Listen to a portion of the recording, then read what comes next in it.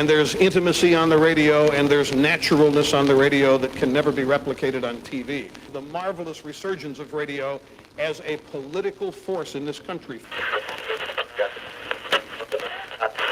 News-related radio programming is evolving. There's a huge hole in our dialogue that can be filled by the synthesis of traditional radio and the freedom that comes from a live podcast. You're about to experience Cowboy State Politics live. Here we go.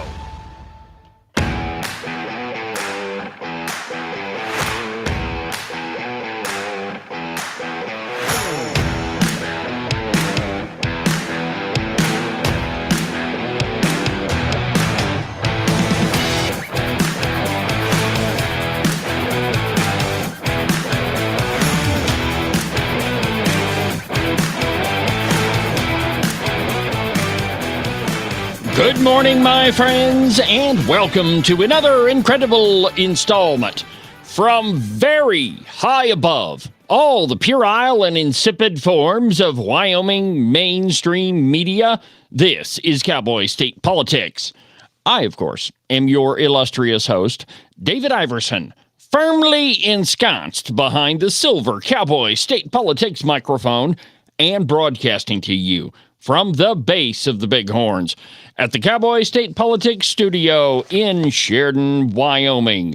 Good morning, my friends, and welcome to the program. Happy Wednesday. We've got a great program scheduled for you today. Well, I mean, it's reporting on bad news is always, not really great, but we have a government shutdown. Chuck U. Schumer has successfully corralled all of his Democrats not to vote for common sense. And so we need to talk about that. Also, I have some sound bites from Pete Hegseth's speech yesterday to all of the generals and higher-up muckety-mucks in the military. A couple of the things that I wanted to play for you yesterday, but I've got a couple of those sound bites. Also, at the top of the hour, at the top of the second hour, actually, Agent 29 is going to join us. He's been trying to doge the Department of Health, or he's starting to doge the Department of Health, and he had a pretty interesting interaction with one of the Democrats. And so he's going to call in and join the program for a little bit at 9 o'clock. He's been, in the next, like I told you, the next couple of weeks, well, the rest of this week and next week, we'll be here in the original Cowboy State Politics studio because Agent 29 is off serving the people, doing what you elected him to do, or at least what I elected him to do.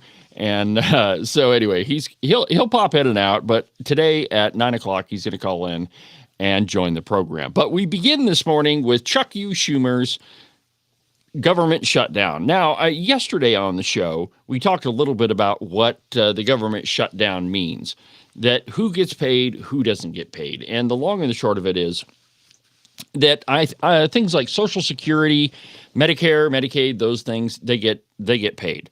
A lot of the non-essential government offices, well, those don't get funded either. And one of the big ones is WIC. There are a lot of people in just about every state. That's Women, Infant, and Children Food Assistance. Yeah, that doesn't get funded. And then I thought Democrats really cared about the poor and poor and mistreated. Evidently not, because they don't really care about feeding little kids who are poor.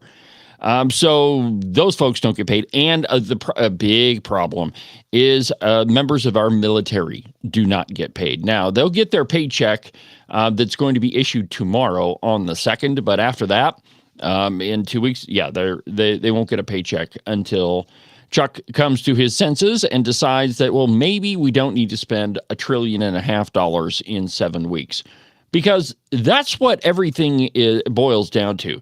The Democrats want all of the funding cuts that happened in the big, beautiful bill restored. Things like funding liberal radio, NPR, sending all of our money overseas through USAID. Those sorts of things they want to spend money on, and it amounts to $1.5 trillion. Keep in mind that we're already, 37. You know what? We should look up. It's been a while since we looked at the federal debt clock, so I see no reason why we shouldn't. Let's see here. Hold on here. U.S. debt clock. Oops. So if you ever want to know, where we are financially as a country, go to usdebtclock.org. And let me just see here if I can throw this up on the screen. But it tells you in real time where we're at as a country, how much money we're in debt, and what it's looking like. Here we go. Check this out. This is the U.S. debt clock, and you can see up in the upper left-hand corner, the U.S. national debt is $37.5 trillion. And then you could look at all of the other places where we're spending money. It's actually a pretty fascinating little thing. But anyway, so $37.5 trillion, and Chuck Schumer wants to make it 39. And the only reason he's going to the only way that he's going to vote to keep the government open is if we spend $1.5 trillion more dollars, which is, it's absolutely absurd. But it tells you that the Democrats really don't give two craps about what's really happening in America. The only thing they're really interested in is their own political survival, which is exactly what Chuck Schumer is concerned about. So from Fox News, government shutdown after Congress deadlocks on spending deal. And I quote, the federal government is officially entering a partial shutdown on Wednesday. That's today, after the midnight funding deadline passed, with Democrats and Republicans failing to agree on a funding bill. There's actually 12 funding appropriations bills that come out of the House, and a shutdown happens when those 12 aren't passed by one of the houses.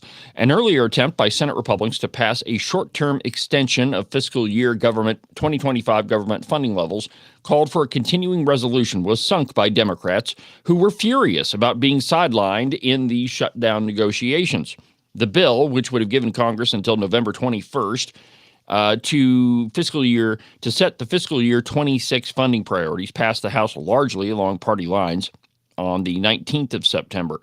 The Senate is expected to vote on the same bill today, again, with more votes to come through the rest of the week and into the weekend until the deal is struck or Democrats relent. House Republicans have been away from Washington in order to pressure the Senate to pass their bill. House Democrats, however, returned this week in a bid to paint a contrast between themselves and the GOP. And you may have seen a lot of these videos show up on social media, different congressional members saying, hey, look at me, I'm on a plane back to D.C. to do the work, except, of course, that their party won't vote for a continuing resolution because it eliminates all of their wish list funding items. In fact, Speaker of the House Mike Johnson he had a video put together that he had playing on a loop outside of his office. And, historically, the Democrats have totally been, against a government shutdown. They are the ones that stand up there and say, oh, no, we can't shut down the government. Think about all of the poor people that this is going to impact. Well, now, the things have changed because, they want all of their spending. So here's that video that was playing outside of Speaker Johnson's office. Check this out. It is not normal to shut down the government when we don't get what we want. If the government shuts down, it will be average Americans who suffer most. A government shutdown means seniors who rely on Social Security could be thrown into chaos. Families will be hurt. Farmers will be hurt. It's the service members who will work without a paycheck. It's the firefighters who will be furloughed. This shutdown, you know who's going to feel the pain? You know who it hurts? You. Everyday people. And the most vulnerable, seniors, veterans, working families, hungry kids, y'all. Democrats are signaling they're ready for a fight. This time, Schumer tells the Associated Press, quote, things have changed. It is not normal to shut down the government when we don't get what we want.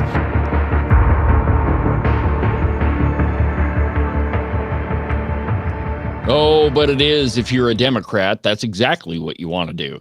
And everything that you saw in that little video is completely disingenuous on the part of the Democrats.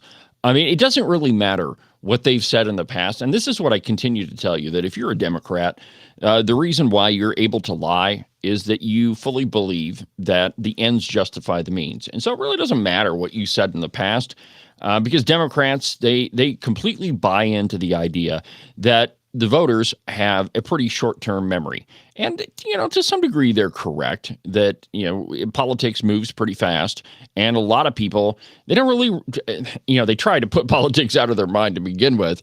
And so you have to continue to remind folks. And that's why a lot of the times on the program, you'll hear me or listen to me replay certain things over and over so you don't forget it. Here's a couple of examples here. One of my... actually, when I think of the Democrats and the government shutdown, here's what I actually think about. Oh, I think you got to stop and take a look at what you're doing here. I speak against this because it kind of reminds me of that fairy tale, Cinderella. But there are others. And I've got a huge bank of sound bites here at Cowboy State Politics. And the reason why I keep them is so that I can continue to play them for you, so that you don't forget what these people said and did to you in the past. And, the Democrats, again, they're counting on it that you have a pretty short-term memory when it comes to the government shutdown. But let's see here. Republican leaders signaled that they were willing to discuss health care dollars later this year, but accused Democrats of risking the entire federal government over their demands. And really what they were wanting was two things. They wanted an extension to the Biden-era tax deduction for health care, and secondly, they wanted funding measures in place or that could be used for illegal immigrants. Oh, and as it relates to that, I've got a heck of a story later, in the stack of stuff today. I'm sure you've heard about it, but I've got a couple of more details about that Ohio superintendent of public schools that turns out to be an illegal immigrant, and he's actually the superintendent of public instruction in Ohio. But we'll get to that in just a little bit. President Donald Trump and the Office of Management and Budget, the OMB, now have wide discretion over what federal services will remain active. However, thousands of government workers are set to be furloughed or made to temporarily work without paychecks, and a litany of federal agencies could be closed. And I think it was late last week, President Trump said, well, if we're going to furlough government workers, we may as well just fire them. I mean, if they are not essential functions of government, essential pieces of government, then we don't need to have them anyway, and we'll just fire them instead of furloughing them. OMB Director Russ Vought released a memo shortly after the GOP's CR failed and said that because it was clear the Senate Democrats would block any more attempts to pass the bill before the deadline, affected agencies should now execute their plans for an orderly shutdown. Quote, "It is unclear how long Democrats will maintain their untenable posture, making the duration of the shutdown difficult to predict," the memo says. Regardless, employees should report to work for their next regularly scheduled tour of duty or undertake orderly shutdown activities. Now, Trump told reporters earlier in the day that Republicans didn't want to shut down, but warned the GOP could inflict pain on Democrats should the government close. And this is what I was talking about, is the executive branch has broad discretion over what happens during a government shutdown. So, for example, quote, "We can do things during the shutdown that are irreversible, that are bad for them and irreversible for them, like cutting vast numbers of people out, cutting things that they like, cutting programs that they like," Trump said in reference to the OMB's memo. Senate Minority Leader Chuck U. Schumer responded to Trump during a press conference on Tuesday. Quote, "Well, there it is. Trump admitted himself that he is using Americans as political pawns. He's admitting that he's doing the firing people. If God forbid it happens, he's using Americans as pawns." Well, no, it's actually the Democrats that are doing that. Because the only thing, and here's where where the whole argument boils down to, is that Republicans wanted a continuing resolution, one that the Democrats had passed 4 times. 4. Count them. 1, 2, 3, 4 times before, that would have just continued funding at its current levels until November. Well, of course, the Democrats always see the possibility of a government shutdown as an opportunity to push more liberal policies and liberal spending, because they know for a fact that the Republicans don't want to shut down the government because it costs money, it costs time, it's burdensome. But the Democrats, they see that as an opportunity. And they just overplayed their hand this time in saying that, well, no, you're not going to get your funding. And in fact, we're probably going to close several different offices. The CBO estimated, based largely on previous reports from prior shutdowns in 2019 and 2018, that about 750,000 employees could be furloughed each day. The total daily cost of their compensation could be roughly $400 million. The report also noted that given the OMB's directive of mass firings beyond typical furloughs, the daily cost of the shutdown could decrease. Active duty service members would also go without pay, while lawmakers are constitutionally be required to be paid. You imagine that these guys don't even do their work and don't vote on the things that they're supposed to, and they have to be. It's a constitutional mandate that they have to be paid. While the House and Senate Republicans are both expected to be back in Washington next week, the Capitol will see certain modifications during the shutdown. For example, the Capitol Business Center, the Botanic Garden, and the Library of Congress will all be closed to visitors, according to guidance sent to lawmakers and obtained by Fox News. So we're in the middle of a shutdown, and this is the same thing that happened in, I guess it was 2018. And 2019. The Democrats are just objecting to anything that has President Trump's name anywhere associated with it. And I mean, it really has nothing to do with the policy. It has everything to do with their resistance to Donald Trump. And, nothing could be more blatant than what the Democrats are doing right now. Also and here's one that has really surprised me. Actually, since he's recovered from his stroke, I don't know what happened or who the guy in the John Fetterman suit is, but he is absolutely amazing me. And I never would have thought. The lovely Christine and I were watching the news last night, and her comment was, "Who is this John Fetterman guy?" Prior to his election, Christine and I would sit around and to be honest with you, I think we all made a little bit of fun out of, Fetterman's debate performance. And so we were wrong. Okay, we'll admit it. He's actually turned out to be a halfway reasonable Democrat. From the Daily Caller, John Fetterman offers brutal response to Democrats threatening the government shutdown. And I quote, Democratic Pennsylvania Senator John Fetterman had a blunt message for members of his own party amid tense negotiations over a potential government shutdown. Democratic lawmakers returned to Washington Monday and vowed to keep the government open, even as they voted against the GOP spending bill in the Senate that would temporarily fund operations. Fetterman had a blunt suggestion for Democrats holding the line in the shutdown talks. Quote, win elections, he reportedly said. John Fetterman, pushing back at Democrats' hard line over shutdown talk, says he has... So Democrats said the government shutdown could impact their constituents. Well, of course it's going to. Most of them, though, stood by their vote to block a Republican-led plan to keep the government open. A shutdown would disrupt vital services, halt disaster relief. Yeah, that's another one. So we have a hurricane that's barreling towards the U.S., and FEMA doesn't have any money, and puts countless federal employees out of work. Henry Cuellar wrote on X on Monday, at the end of the day, the government shutdown doesn't impact politicians. It harms everyday Americans. Well, he's right about that. It's going to harm Democrats. And this is, and here's the perilous part of this for Republicans. Historically, Republicans have played shutdowns badly. I mean, we suck at the messaging game. And just about every shutdown in the past has been blamed on Republicans, and it's because our messaging stinks. So the problem or the danger for Republicans here is that they lose the narrative. That's why you're seeing all of the Republicans out in front of TV cameras talking to the American people, making the argument that it really is Chuck Schumer and the Democrats that are pushing this, because they lose the narrative, then we lose the midterms. And, don't be surprised, and that's another subject. Typically, the party in power loses seats in the midterm elections, but Republicans have an opportunity here. With Democrats on the ropes, arguing for things that are, quite frankly, just beyond reason, there is a real opportunity for Republicans to gain more seats in the midterm elections, but we got to play it right. If we lose the narrative on the shutdown, it's probably going to end badly come next year's midterm elections. So anyway, Republicans have their work cut out for them.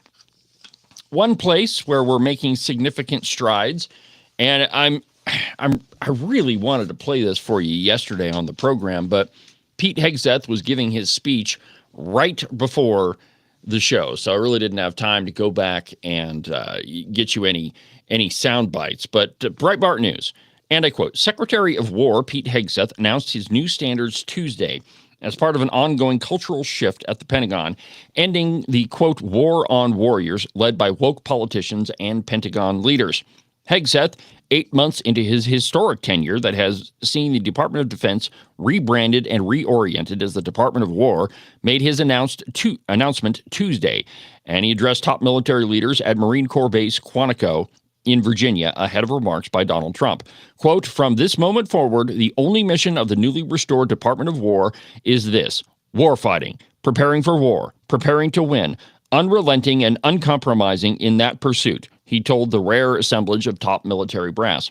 Now, there was a lot of criticism of him assembling all of our generals in one spot. I saw some crazy posts on X and a couple of articles written that it's a national security problem that he's assembling everybody in one spot. Well, you know, if the U.S. military wasn't protecting Marine Base Quantico, then maybe I would be a little bit worried. But I'm sure security was.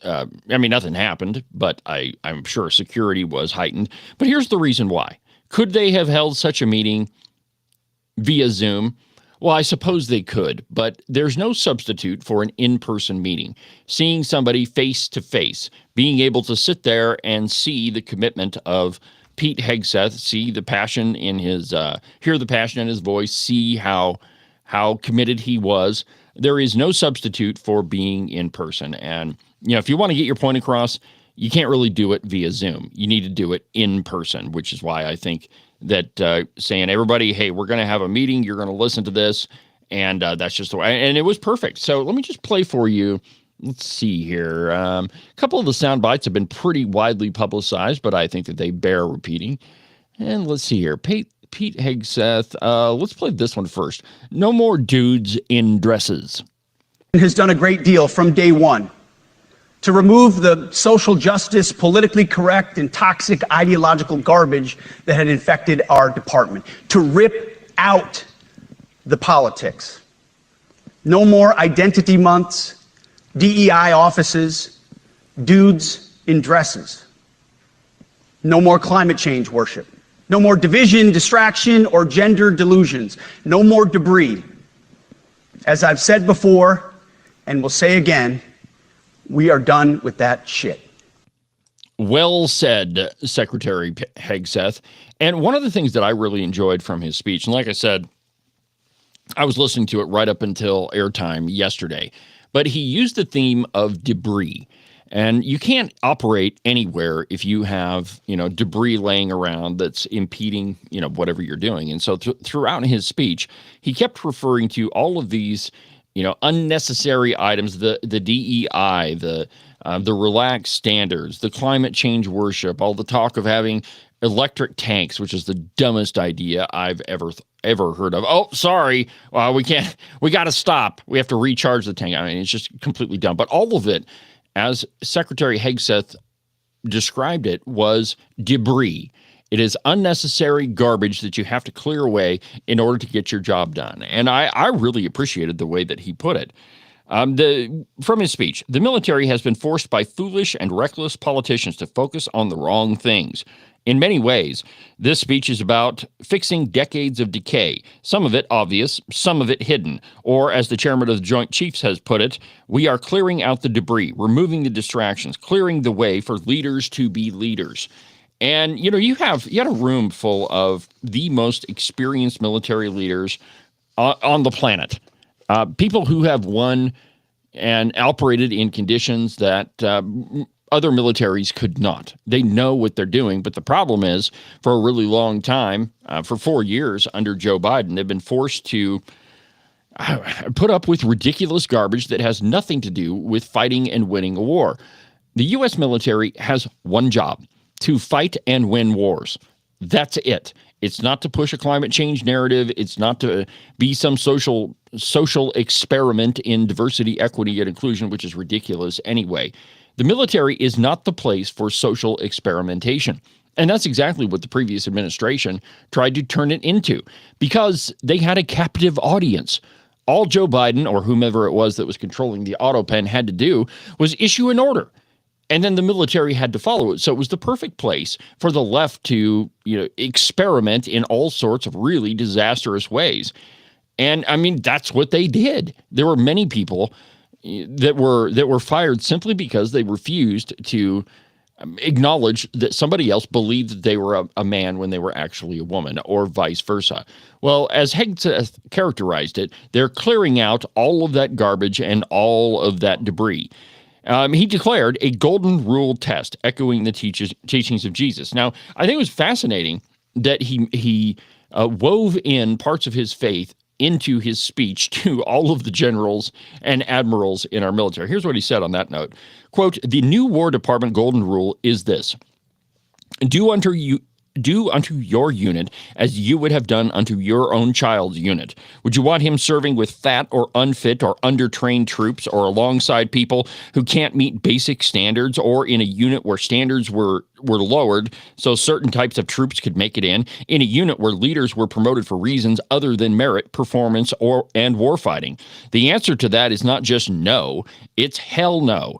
Hegseth insisted that standards must be uniform, gender neutral, and high, calling for a new adherence to height and weight standards regardless of rank or sex. If not, they're not standards. Frankly, he said, it's tiring to look out at combat formations, or really any formation, and see fat troops. Here is that piece of video. Let's see here. No more fat troops. Frankly, it's tiring to look out at combat formations, or really any formation, and see fat troops. Likewise, it's completely unacceptable to see fat generals and admirals in the halls of the Pentagon and leading commands around the country and the world. It's a bad look. It is bad, and it's not who we are. So whether you're an airborne ranger or a chairborne ranger, a brand new private or a 4-star general, you need to meet the height and weight standards and pass your PT test. And as the chairman said, yes, there is no PT test. But today, at my direction, every member of the Joint Force at every rank is required to take a PT test twice a year, as well as meet height and weight requirements twice a year, every year of service. Also today, at my direction, every warrior across our Joint Force is required to do PT every duty day. Should be common sense. I mean, most units do that already, but we're codifying it. And we're not talking like hot yoga and stretching. Real hard PT, either as a unit or as an individual. At every level, from the Joint Chiefs to everyone in this room to the youngest private, leaders set the standard. If you're a general, you should be the guy that could handle just about any situation. There's no reason why you shouldn't be having to pass physical fitness tests, why you shouldn't have to do training every single day. And it's, and a lot of times, I've been in situations where, I've been the supervisor of a whole bunch of employees, and I always told them, I'm not going to ask you to do anything that I would not do myself. And that should be how we view our military leaders. They should be participating in physical training with their troops. They should be the guys out there leading. And, one of the other things, and I don't have a soundbite of this, but one of the other things that he mentioned is he is going to unchain drill instructors, that basic training should be tough and scary. That's how we break down an individual and rebuild them into a soldier. And that's the way, and the movie Full Metal Jacket comes to mind, how the drill instructor was treated the troops. But that's how it ought to be. That's how it always has been. And if you don't have tough training, you're not going to have tough soldiers. And so, I really appreciate everything that Secretary Hegseth had to say in his speech. And, there really hasn't been a lot of negative attention. There were some, crybaby liberals that were saying, "Oh, how dare!" And The View. That's some sound bites that I should have grabbed. The View saying, "Well, I don't understand why women have to pass standards. I don't." It's just freaking stupid. It's people that don't have any idea what the military is about, who have no idea that maybe their only job is to fight and win wars, and you can't do that with somebody who is not trained, who's fat, and who you wouldn't have confidence in on the battlefield. Well, I mean, it's just absolutely amazing. But if you get some time, go back and watch more of Pete Hegseth's speech. I think it was well said. I appreciated it, and onward and upward. We'll be back in a minute.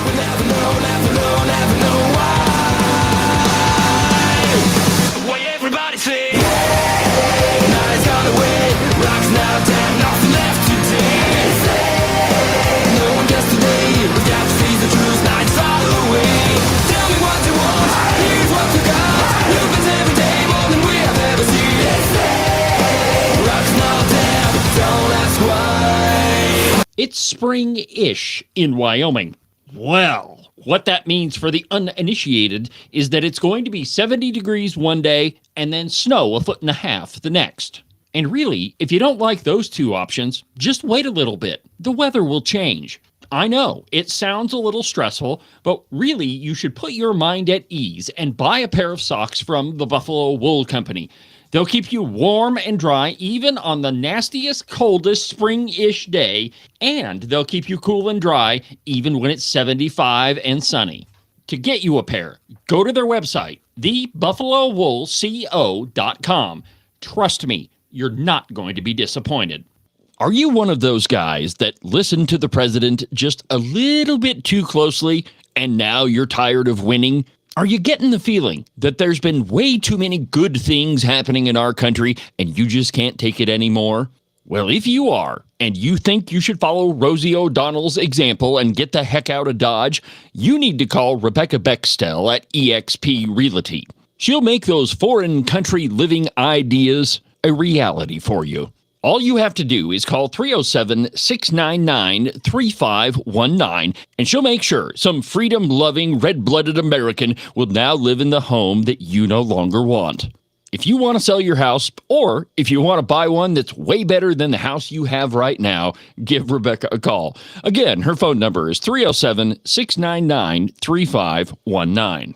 I've never felt the freedom like I do. I feel stronger every day, don't you? Well, I can show you how. A new day, a new way.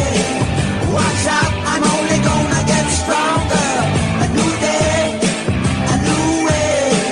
Watch out, I'm only gonna get stronger. A new day, a new way. Watch out, I'm only gonna get stronger. A new day, a new way. Watch out, I'm only gonna get stronger. I've never felt the freedom like I do. I feel stronger every day. I'm only gonna get stronger. Cowboy State Politics is only going to get stronger. This program is only going to continue to expand, and there is nothing that the liberal mainstream media can do about it. The Cowboy State Politics podcast every Monday, Wednesday, and Saturday. And of course, this program, Cowboy State Politics Live, every Tuesday through Friday, beginning at 8 a.m. Thank you very much for watching. Thank you for listening, my friends. I really appreciate it. Make sure that you subscribe and follow the program. You can do that at the website, cowboystatepolitics.com, or anywhere that you get your podcast. And that way you know exactly when there's a brand new episode. And there's been some really good episodes lately. I'm super proud of the work that this program is putting out. And frankly, thanks goes out to a lot of you also. All the time. I get tips of, different stories that are going on. So keep those coming. As it relates to that, if you have a comment about the show, maybe a complaint, if you want to send me a love note, or that's what I call hate mail, love notes. I've set up an email address that's the show, the THE show, at cowboystatepolitics.com. Just go ahead and send your email there. I occasionally on the show, and I don't do this nearly as much as I ought to, but I want to hear your comments, and some of them we may read on the air. So anyway, the show at cowboystatepolitics.com. Did you hear about the Ohio or Iowa? Excuse me, it's not Ohio. Is it? No. Yeah, Des Moines, Iowa. The superintendent of schools there, who turned out to be an illegal immigrant, this guy is the poster child for all of the problems we have with our immigration system. And I mean, it runs the gamut from him having false documents to lying, to be convicted of crimes, to having weapons charges. I mean, this guy, he did it all. From townhall.com, and I quote, on Friday, Town Hall reported that ICE officials arrested Andre Roberts, an illegal immigrant from Guyana. Roberts entered the country in 1999 on a student visa. In 2024, under the Biden administration, an immigration judge issued a final order of removal. Yet he's still here. Instead of leaving the country, Roberts, who also had existing weapons possession charges from 2020, remained. He didn't leave. Weird that when a judge says you have to go and you're not forced to go, you just kind of stay there. We have to punish criminals. There has to be repercussions to your actions. And if there isn't, there's no reason for people to follow the law. And so with this guy, a judge just said, hey, you're going to be deported. And then nothing happened. We didn't enforce it. When he was arrested, Roberts was in possession of a loaded handgun, which he's not legally allowed to have because he's not a U.S. citizen, and he had weapons charges, $3,000 in cash, and a fixed-blade hunting knife. Yeah, okay, I don't really care about the hunting knife, but there's more to the story than this, my friends, as Paul Harvey would say, and now the rest of the story. Sources familiar with the law firm representing the Des Moines district believe that Roberts is in serious trouble. According to that report, Roberts' own immigration attorneys admit that he lied on his I-9 about his citizenship. So when he applied for the job of the superintendent of schools, he just lied on the form. And if nobody checks that, of course, I thought we were supposed to have this e-verify system and that all employers were supposed to do that. Not in this case. Let's see here. He was in possession of a Maryland state ID, quote, available to certain visa holders. His Social Security card was issued out of New York, and its validity is being questioned. Well, obviously, it's not legit. According to the Associated Press, the Iowa Board of Educational Examiners revoked Roberts' license, saying in a letter to Roberts, quote, you no longer possess legal presence in the U.S. The Des Moines School Board placed Roberts on paid administrative leave. The dude's an illegal immigrant. You're not even legally supposed to employ him, and yet you're putting him on paid leave.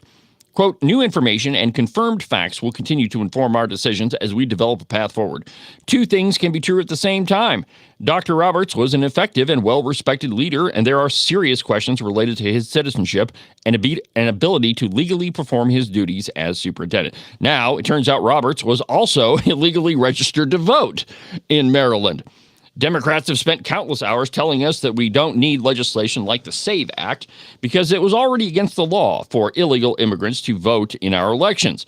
They also tell us that there are so-called defenders of democracy, as they do everything in their power to undermine election laws and give their party an unfair advantage in the polls. So this guy, he had weapons charges. He was in possession of an illegal firearm. He was not a citizen. He possessed an illegal Social Security card. He had an illegal driver's license, and he was being paid six figures by a school district. I don't know how many more reasons you need to tighten up our immigration system. It's absolutely incredible. Here's the piece about his six-figure salary. Listen to this. Illegal alien scored six-figure salary as Des Moines school superintendent from Breitbart News. Des Moines, Iowa public school superintendent Ian Andre Roberts, who has been placed on paid administrative leave after he was arrested by ICE, scored a six-figure salary while heading the district's public schools. As Breitbart previously reported, ICE agents arrested him. Let's see here. Yeah, he had the $3,000 cash. Here we go. The New York Times reported that Roberts had been earning a base salary of $286,000 after he filed employment eligibility forms claiming to be an American citizen, providing a Social Security number and a driver's license. Des Moines Public School Chair Jackie Norris, a Democrat running for Iowa's open Senate seat, said in a statement, quote, two things can be true at the same time. He was effective and, related to his citizenship, and there are questions relating to his citizenship and ability to perform his duties legally. Now, he was appointed the school superintendent in 2023 after, quote, an extensive nationwide search based on a leadership profile developed with input from the school board, teachers, families, and others in the school community. Nobody bothered to do a background check of this guy. I mean, the last time I volunteered at the school to help the debate team, they had to run my fingerprints and do a background check. But I guess, maybe things work differently in Wyoming. But nobody ran this guy's prints. Nobody questioned any of his documents. You're going to pay him close to $300,000 and you're not going to run the most basic checks. I mean, this, like I said, this is the poster child for everything that is wrong with our immigration system. And, the only thing that he didn't do was, go out and commit, a violent murder and be arrested and be released. That would put the icing on the cake. But everything else about this guy provides you an example of every single thing that is wrong with our immigration system. And this is also the system that the Democrats don't want any changes made to because they believe, and by the way, this guy was a registered Democrat. So like I said, he's the poster child. But the Democrats don't want any changes to the immigration system because it establishes a permanent voter base. Now, the only other question is if he was a registered Democrat, which he is, according to, I guess that was Fox News, Town Hall, if he actually voted. Now, if you're a registered Democrat, you probably did vote. So anyway, I mean, this guy is absolutely incredible, my friends. But he's the very reason why we have to have changes to our immigration system, even in smaller states. You hear, maybe not so much anymore, but for a while, the line was every state is a border state. And that's absolutely true. I think I told you about our honeymoon. We spent part of our honeymoon in Jackson with some friends. And Christine and I were shocked at the amount of foreigners that were in Jackson, not tourists. I mean, I don't have a problem with that. Spend your money here and spend loads of it. But the amount of people that were working there, I'm not saying they were all illegal, but there was a huge percentage of them. Every restaurant we went to was somebody who was clearly not an American, who was clearly from another country. And one of the funny story, we were walking past past the Cowboy bar, and there's a restaurant right there, and they had the door open and you could see inside the bar. And I could have swore that there was a Russian mobster sitting at the bar. I mean, the stereotypic, hair slicked back, the white t-shirt, the black coat, a big gold chain and a big giant pinky ring with his, security around him. But he's probably just visiting, but we were absolutely blown away. And in talking with different people around Jackson, that's a normal thing.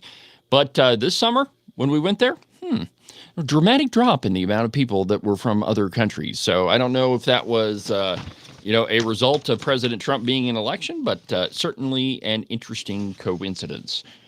So across the United States, and maybe it's just more, Midwest to, eastern cities, the president has been saying that he's going to send National Guard troops. He already did wonders in Washington, D.C., and one of the more recent ones is he wants to send troops to Chicago. Now, every single weekend, there are numerous shootings and deaths in Chicago. And maybe I need to put together a list. I'll have to figure out how to do a rolling slideshow.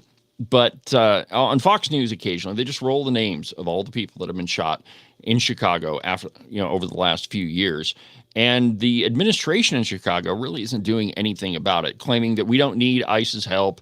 Nobody is in favor of having troops there, even going so far as to claim that nobody in America really wants National Guard troops in their state. Well, Chicago Mayor Brandon Johnson was on Wolf Blitzer, and I don't forget the Situation Room with Wolf Blitzer. Brandon Johnson is his name. Now, Wolf Blitzer asked him, I'm going to play something President Trump said last hour as he addressed U.S. military officers at Quantico, and he responded. So let me just play for you that piece of video, and just so happens I have another little piece that contradicts him. Here you go. Making it safer. Joining us now, the Chicago Mayor, Brandon Johnson.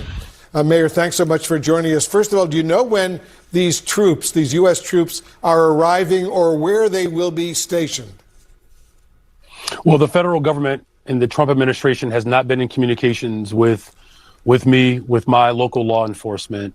What we are seeing from this president is an absolute rejection of our Constitution. This guy is such a robot. When he's speaking, watch his gestures. They are completely contrived. I mean, it's me being in public speaking and, doing this program. I'm well aware of how annoying repetitive hand gestures are, but just watch him. I mean, it's absolutely fascinating. This guy is a robot. These are this speech that I guess you could call it a speech that he's giving on the Situation Room. It is completely contrived.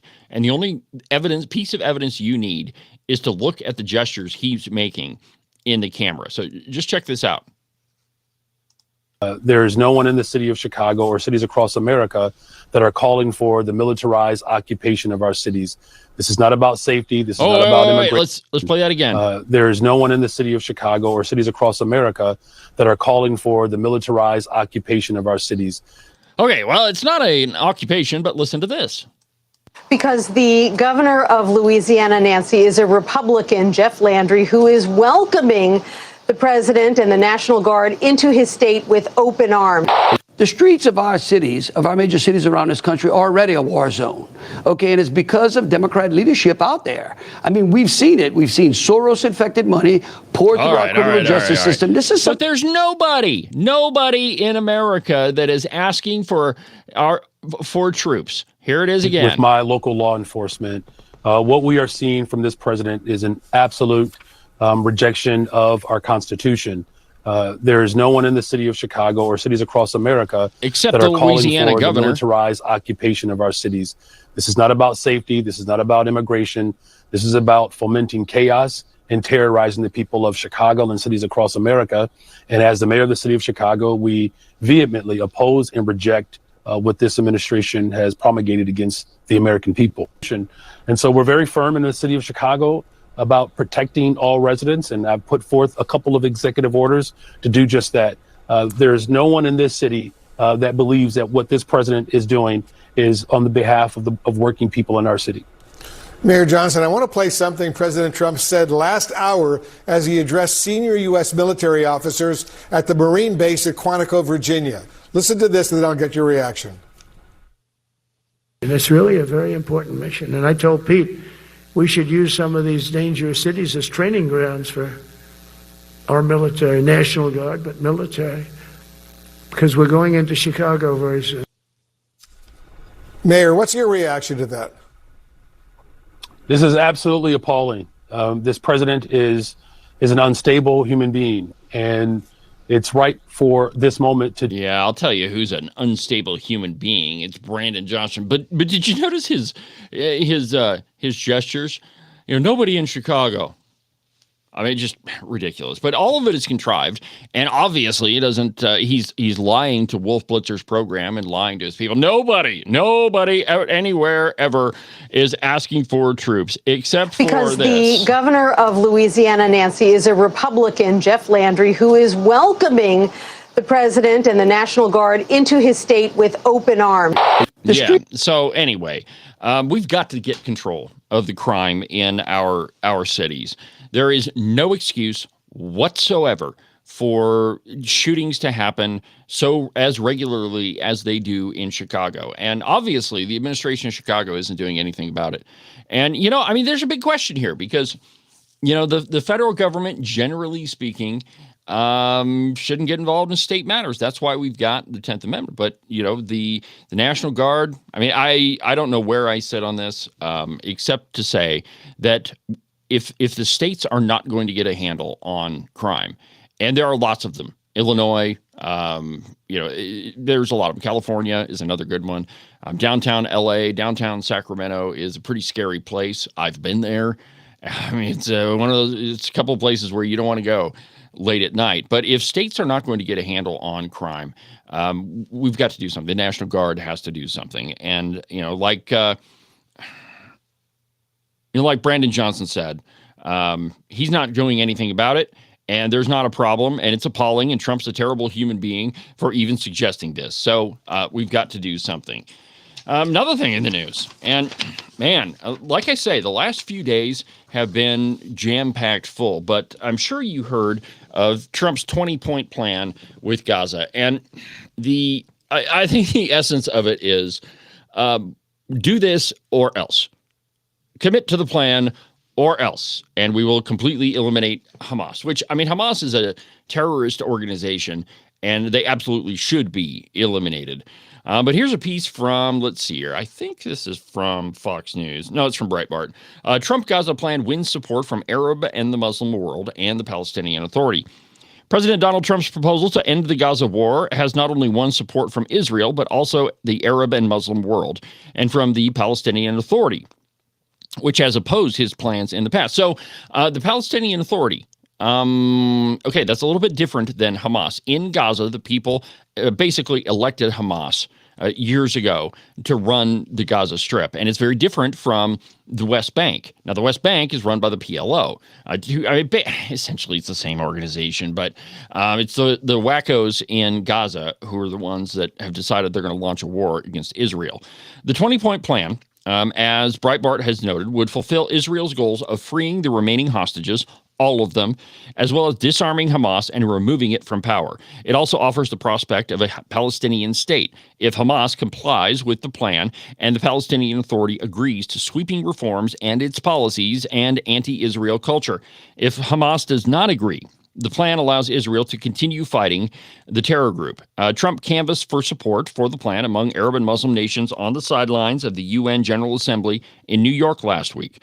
The plan includes key Arab demands, such as the inclusion of the Palestinian Authority in the future governance of Gaza, together with other Arab states. And it also prevents Israel from annexing Gaza and does not mention Judea and Samaria. That's the West Bank.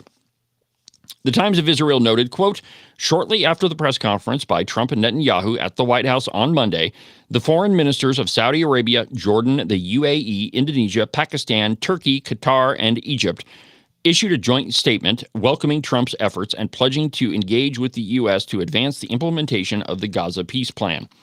Al Jazeera noticed that the Palestinian Authority, which has been making commitments to reform in a bid to win backing for statehood, also welcomed the plan. The Palestinian Authority was notable in its rejection of Trump's peace plan for the Middle East in 2020. It was left behind by the Abraham Accords and resulted from the plan, and it appears to have learned a lesson. Turkey, which has been hostile towards Israel in recent years, also voiced support for it. Now, while Hamas is still studying the plan and has not yet responded, expect it to say that it rejects the idea of disarming. It now finds itself almost completely alone. If it rejects the plan, it will have little regional support. And the way the president put it was, accept this plan or it's going to be very, very bad for you.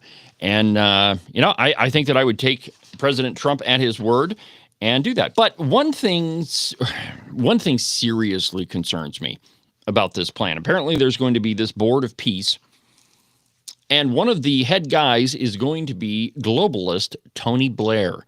Remember Tony Blair, the Prime Minister of the UK during, around September 11th? Tony Blair is a globalist. I mean, he's just like George Bush, and I would love to know how his name got thrown in the mix of this whole thing. Because I've got a piece of sound that I'm going to play a little bit later on in the program with Tony Blair. And it's a conversation about the UK's digital ID, a terrifying prospect.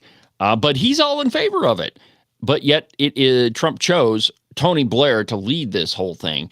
That's really concerning to me. We don't want any, globalists anywhere near this thing. Well, my friends, we're going to go ahead and take a break. It's a little bit early, but we'll take a break. And when we come back, we'll be joined by Agent 29, finally coming back to the program. He's been messing around somewhere, but we'll talk to Agent 29 in just a second. Back in a minute.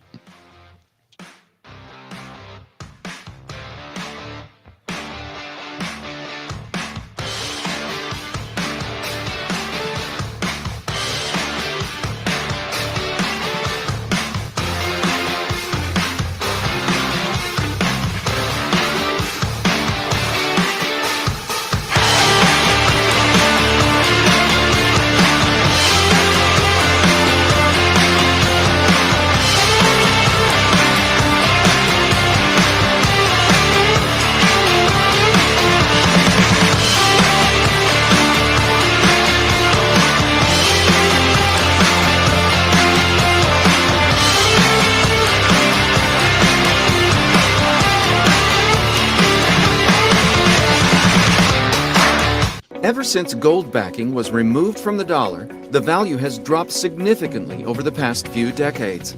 Experts say this is one of the main reasons goods are more expensive and your savings are worth less each year. How would you know how many dollars to save for retirement if the valuation of the dollar changes over time? Would you work all week for that $20 gold piece?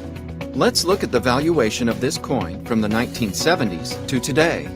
When President Nixon took us off the gold standard in 1971, this coin traded for about $275. Today, it trades for about $14,000. Buying and holding rare coins using only a fraction of your portfolio is our suggested way to save for the future.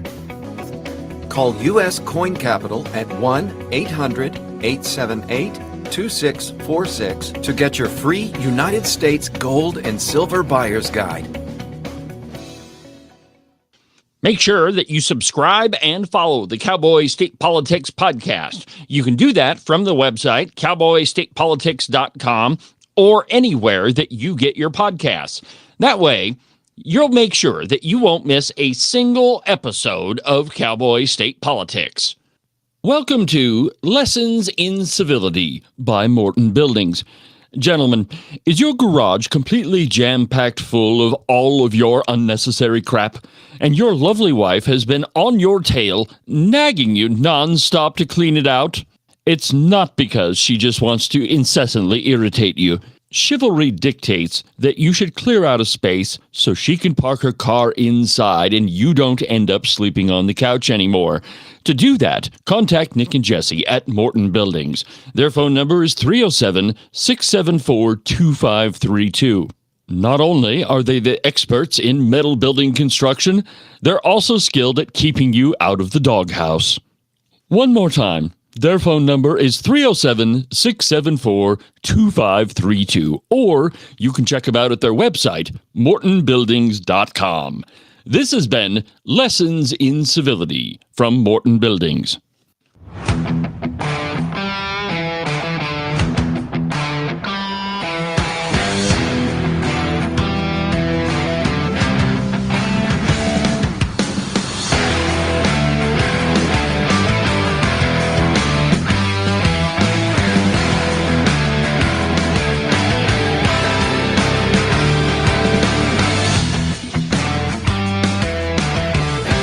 Welcome back to the program, Cowboy State Politics Live. I'm your host, David Iverson, documented to be almost always right 99% of the time. Number 29 now on the list of the 100 podcasts you should be listening to in 2025. Welcome back to the program, my friends.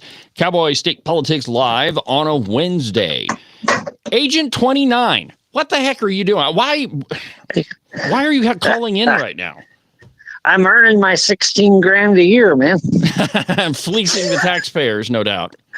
Yeah, working on it. By the way, congratulations on number 29 nationally. I happen to be fond of that number. Yes, I figured you would like that.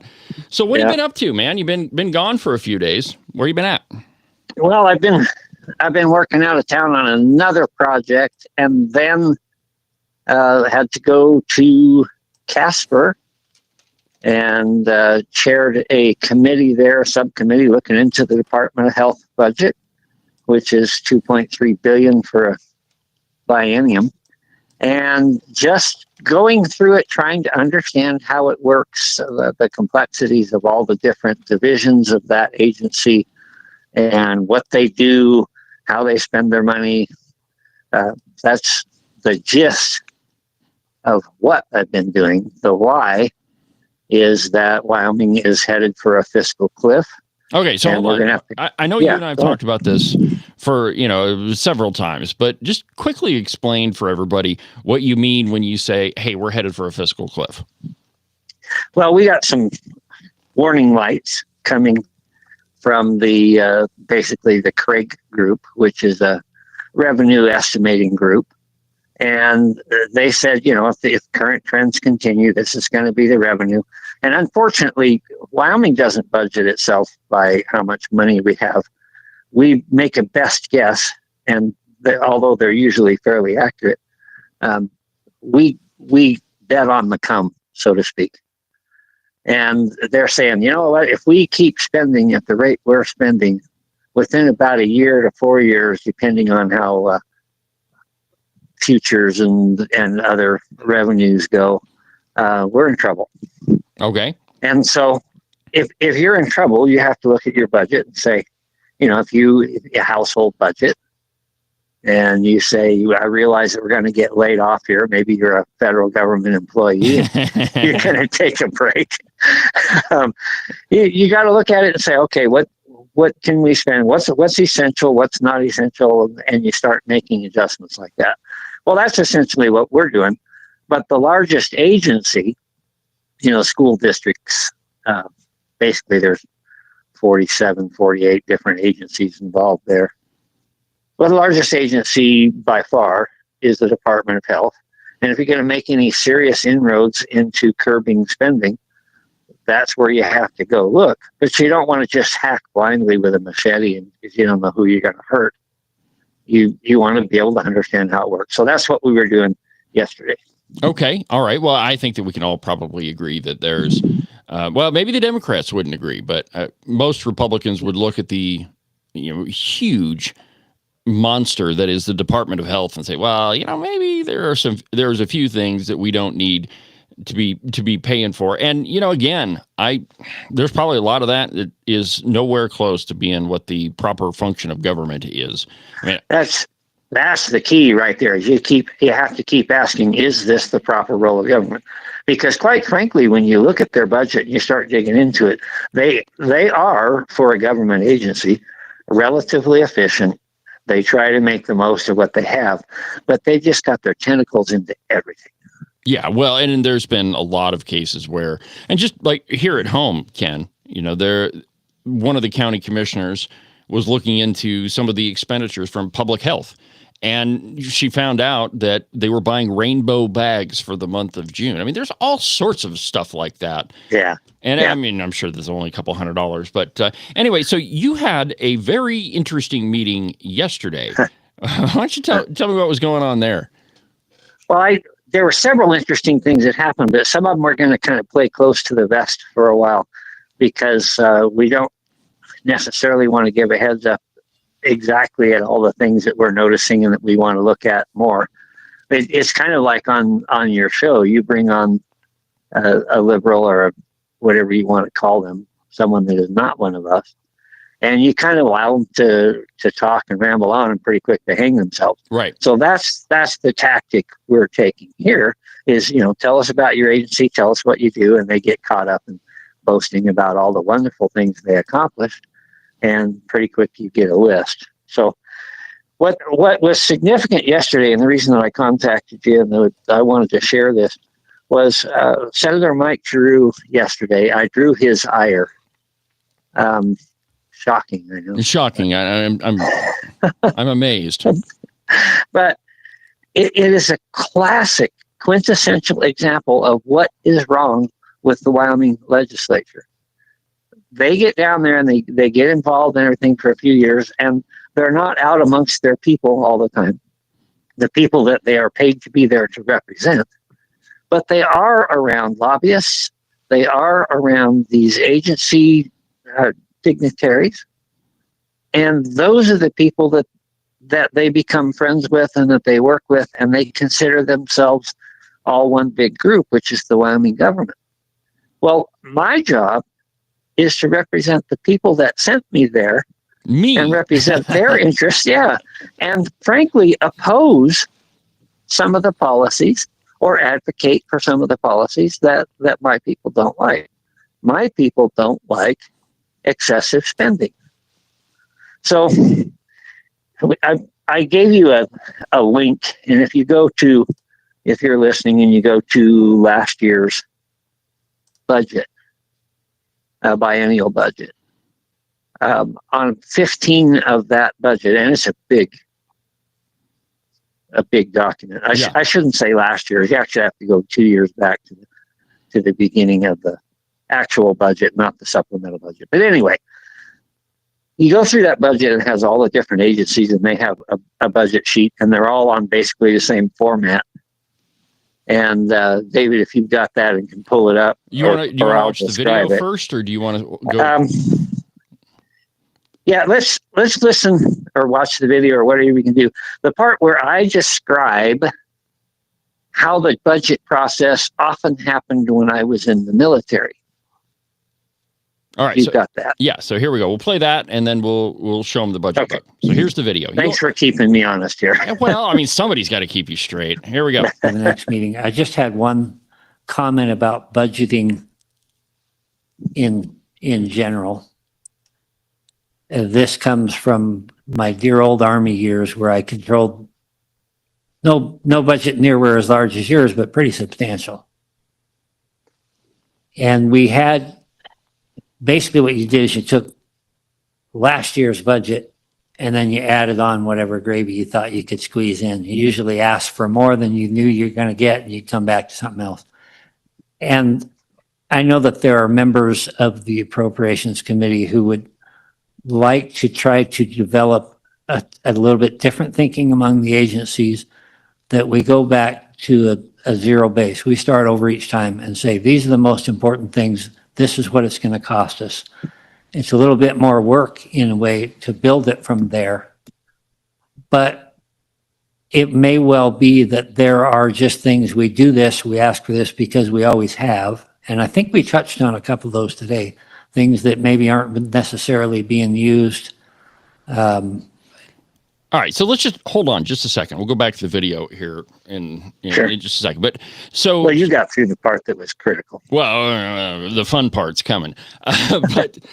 So Wyoming, if I've got this straight, we don't sit down and say these are the things that we need this year. This is how much they're going to cost, and move forward. What we do is we take the budget from last year, and then we say, all right, what else can we add on top of it? And you mentioned zero-based budgeting, and I don't really know if a lot of people really understand. Certainly, they understand that with their own checkbook, because that's how you have to run your household. But could you just elaborate on that just for a little bit, and then we'll continue with the video. Well, I kind of expressed it in my talk there. Zero base means you start at zero. That's your base. Okay, now what do I have to do? If you're doing a household budget, you say, well, I have to pay the mortgage. I have to pay utilities. I have to buy groceries and those things. And you start building from the basement up. And then when you run out of money, you quit adding lines. Right. You stop spending. Well, what the state does is they start with the budget they had last year. And then they calculate, well, if I was going to do the same thing that I did last year, this year, what would it cost now? Because we have inflation and other factors in there. So generally it goes up. Occasionally they're aware and they want to drop a program, usually so they can add something else. And then, go ahead. Oh, I was just going to say, that seems like a heck of a good way to get a whole bunch of duplicative programs. It also tends to keep obsolete programs funded, because nobody really goes in and looks at the details. So what I don't like about it is you start with this assumption that we have to do everything we're already doing, and then what else do we need to add?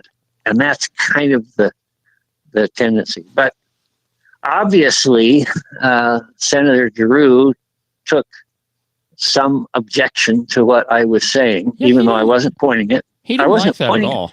No, I wasn't pointing a finger directly at us. I was just saying, this is how a lot of government is operating. So he came back and gave a response. I will say that he basically runs the Senate side of appropriations. He's not the chair, but he's the effective leader over there. He's the guy that's running the show. Yeah. All right, here we go. Let's play. Oh, go ahead. Hang on just a sec. When we started this thing, LSO mentioned to me this. We've got a number of people watching, including Senator Giroux, which is, they're supposed to let you know who among the legislators or especially your master committee are there. So that was fun. And he was silent through the entire day. until the very end. And that's what we're about to see. All right, here we go. Let's play it. Those are the things that we're going to be looking at as well. How effective is this? Could it be rolled in combined with something else? And trying to think outside the box, I guess, a little bit. So is it crowded? Oh, sorry, we are adjourned. Just kidding, sir. Senator Giroux, would you care to join us? Thank you, Mr. Chairman. I've been listening all day, and very interesting stuff, and thanks for the opportunity. I just want to push back lightly on something you just said, Mr. Chairman. I just want to make sure I understand you were talking about your past career and what you used to do in your budget, but I want to make sure we don't leave anyone thinking that that's how we do it in the state of Wyoming, because it's not. And I would say to say that as a blanket statement across the way I just heard, and I'm sure I heard it wrong, so you can help correct me, but that one just kind of jumped out at me. All the rest of the day I've been kind of listening along and following along with interest. But that one, I just want to make sure we were real clear on that. Thank you, Mr. Chairman. Yeah. We don't do any of that stuff in Wyoming. No, not at all. Now, I want to be real clear that that's a bald-faced lie. Fair enough. Okay. So you go to the original budget book for the biennium, and there's a reader's guide, and I believe on the edition that you have is probably on page 15. You look at that reader's guide, and it has a blank form, which the rest of the book will follow that same pattern. So let me know when you've got that up. It's up. We're looking at it right now. Okay. So you look at column number 1, and it will tell you the division, the social services, and it gives you all the different accounts in that account. So, that makes sense. Column number 1 is what account are we talking about? Column number 2 is called the base budget. And according to this diagram, the base budget displays, in this case, the 23-24 appropriation included in the 23-24 budget acts for all divisions. What that is saying, I don't know why they just can't say, this is what our budget was last time. Yeah. There's this proposal that goes in, and it gets moved around and amended and whatnot. But anyway, what finally came out for the 23-24 budget is listed. That's considered the base budget. So my assertion that we start with the last budget is exactly accurate. Absolutely, it is. Okay. The next column 3, is called the standard budget. And the standard budget is the amount which enables an agency to continue to furnish the same level of services during the ensuing biennium. So it factors in inflation or maybe any other costs that may have come into that. And it almost always goes up. So you have the base budget, what did we do last time? The standard budget, what would it cost us to do it this time? So it's exactly what you were saying. Yeah. Column 4 is the exception request. Column 4 is where you say, but this year we need to add this program. We need to add 3 FTEs, that's a full-time employee. We need to add another division, or we need more people to do this, or we need more.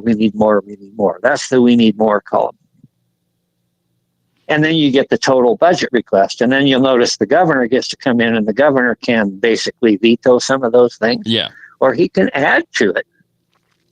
And then the governor's recommendation is what comes to the Joint Appropriations Committee and says, this is what I think the budget should be. And then we go fight over it all. And that's what happens. Yeah, I mean, the long and the short of it is exactly as you described. And they've even got a manual that the Legislative Service Office puts out that says, this is how you do it. And Kangaroo Mike Giroux, I don't know if he missed that meeting or if he's just lying or what, but it is exactly as you described, Ken. Well, I try to tell the truth. That way I don't have to remember what I told different people. Well, if you're a Democrat, you don't really care what you said before. So. Yeah. Well, And that is just so disingenuous. But I think the reason that it happens, he was deathly afraid that, because I put it very bluntly, this is what we did. Yeah. Even though I didn't say we, I said this is what we in the military did. I was pointing a finger at exactly this, and he sensed that, and he knew, and it hurt. It hit a nerve. And so he's got to try to repel that. Oh, no, that isn't what happens. He put him immediately on the defensive. Well, and he can't. The thing is here, Ken, that they can't let anybody believe that the only thing they're doing is adding to what they spent last year. Because what that does is it exposes why the budget expands each and every year. And it's, this is the thing that has always drove me bat crap crazy, that, in your household, you don't get to spend the same amount that you did last year. Hopefully you do. I mean, hopefully you can continue, you make more money, you can buy more stuff, you can add more things to your house, whatever. But sometimes you don't. Sometimes you end up making less money, and you, like you said, you have to cut back. And the way that we're budgeting, which is exactly the way that you're told to do it, which, I mean, it's interesting that the budget book would instruct you to do it that way. But anyway, no wonder why we spend more money. Well, some of us have bills to pay, like property taxes. So for the last 5 or 6 years, you will note that your property taxes have likely gone up substantially. Your income may not have matched that rise, plus you had inflation and everything.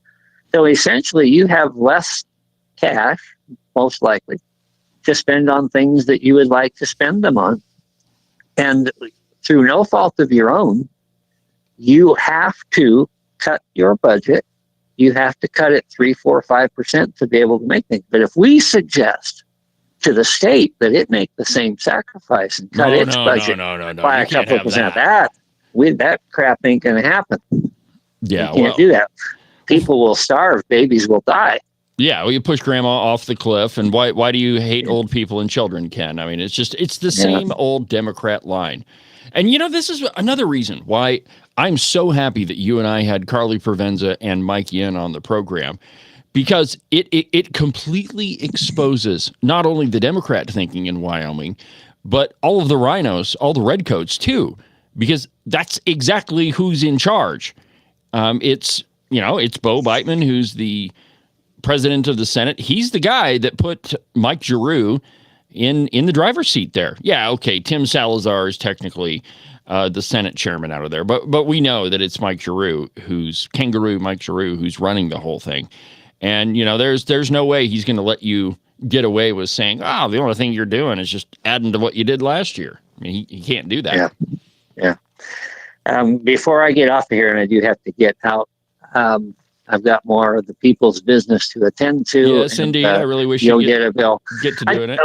One other thing that is the people's business that takes effect starting today, when we originally passed the 25% residential property tax, it was automatically applied to anybody's residential property. Yes. And the reason that it was then was the assessors needed some time to be able to get the system in there, because it's really designed to apply only to primary residences. Correct. So starting today, and I think it runs through February, but I'm not sure. Go ahead and get it done anyway. You need to contact your county assessor, and you need to sign an attestation that this particular address, this particular piece of property is my primary residence. Otherwise, that automatic deduction goes away. I get it. Okay. So that makes a little bit more sense. When I first heard about that, it was like, well, you have to apply for the exemption. And I think a lot of people were, and I think that's an easy assumption to make, but really what it is saying, no, this is my primary residence. This is where I live. Yeah. I think they should, and perhaps they will. I think different counties can do it different ways. But if they were honest, they would send out, but that costs money and we don't have any money. They would send out a postcard to every residential property owner. That's what they should have done. And do an attestation. But anyway, just to cover yourself, make a trip down to your courthouse, talk to your county assessor, sign the little deal that says this address is my primary residence, and preserve your tax break. Incidentally, we're not done. And if you follow social media, if you follow what the Wyoming Freedom Caucus is doing, we're going to press on for more. Well, as you should. So real quick, Ken, where are you headed next? I know you got more committee meetings, but what's up next on your plate? Unfortunately, it's Nollins. There is a conference down there that explains a lot of the ramifications of the big, beautiful bill. Okay. And several of us are going to go down there. I tried to tell them, look, I've already been to New Orleans. Why don't you guys come here? But we couldn't get that arranged. Couldn't get them to anyway, go with that. So I will be flying out early next week to Nollins, and we'll have a conference there, and we'll learn about the ramifications of the big, beautiful bill and how that's going to affect Wyoming specifically, so we can be a little more up to speed. We're also getting some information from various sources on this rural hospital deal, you know, what it actually, and I'll just say right off the bat, my preliminary reaction is you can build all the buildings and infrastructure you want, which is what this money is for. But unless you can staff it, it doesn't mean a thing. And I heard all day yesterday, we can't staff, we can't get people here. We're running 60% nursing, can't get CNAs. That's the real problem that needs to be addressed. Yeah, and I don't know how you solve that one. But Ken, I'll let you go. We miss you here at the program, so go do the people's work and get back as soon as you can. Well, thanks for having me in, and more to come, I'm sure. All right, Ken, go have a good afternoon. That was Agent 29 on the program. You know, I'm glad that he took some time out of his very busy schedule to tell us what he's been up to. But a couple of really important things there, that essentially the state legislature kind of lies to you about the way that they do budgets. And, you know, the best example of that is the last budget that was passed. It was, I believe it was like $2.5 billion more than what the House had sent over. I mean, that was what the Senate added to it. And, you know, many of us were left to say, well, how in the heck did we add $2.5 billion? Except for, you know, I mean, we could always just say, well, it's their wish list. Well, one of the ways that happens is exactly what Ken was talking about, that you start with what you spent money on last year, and then you just add to it. Well, I mean, that eliminates the possibility of getting rid of some of the programs that maybe you don't need to fund anymore. Maybe they're not, maybe they're not being utilized. Maybe we just don't need it anymore. But unless you take a look at that, you're just going to continue funding it. And I mean, that's how we get duplicative services. It's how our budget gets to $11.5 billion. And I mean, it's for a small state like Wyoming, that is an obscene amount of money. But the perfect example of that is Kangaroo Mike Giroux just flat out lying. I mean, that's when I showed you the budget book. And by the way, I'll put a link at cowboystatepolitics.com to the budget book. It's page 15 you need to look at, so that you can see it for yourself. That'll be available, you know, shortly after today's program. But absolutely obscene. And, you know, I mean, what do you expect from a Democrat? You know, I hear it all the time. Well, you know, it's a Wyoming Democrat. You know, they're different. They're a slightly different critter than the rest of the country. That's not true. You know, I mean, just because you live in a place, that doesn't make you different. That's just geography. If you're spouting the same talking points, which essentially that's the same thing that you're hearing on the national level from the national Democrats. You know, we can't continue to budget what we spent last year. No. We have to add stuff to it. It's the same narrative repackaged to where it is slightly more palatable in Wyoming. But, you know, as one of the former members of the House Appropriations Committee would put it, it's horse crap. Exactly. That's precisely what it is. And make no mistake, my friends, the head guy in the Senate Appropriations Committee technically is Tim Salazar, but it's really Kangaroo Mike Giroux running the show. Well, we're a little bit short of our break, but I want to get into this digital ID. And I talked a little bit about it yesterday, but it's going to take me a little bit longer to explain. So I think we'll go ahead and take a break, and we'll continue with the program after it.